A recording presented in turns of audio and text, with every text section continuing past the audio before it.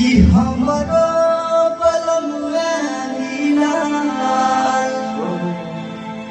कि बहुते उरे पिया ये सखी कि हमरो सजनवा मिलाल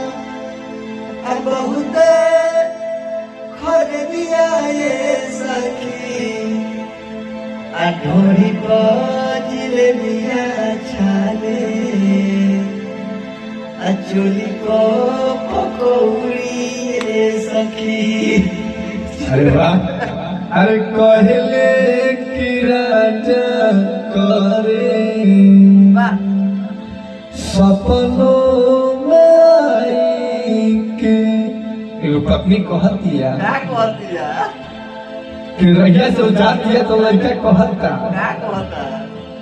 आ लड़की का कहतिया कहती बिया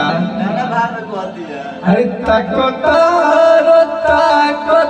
रही हो अरे भेटाई न मोर जवनिया यही पर लड़का कहता हमारा नाम इतना जुनून बा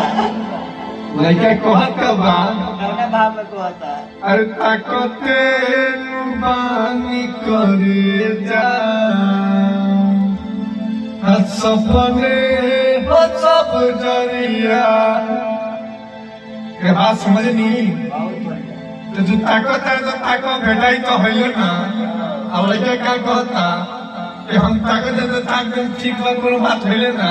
और सपने हम कौन दे तो जरूर है ना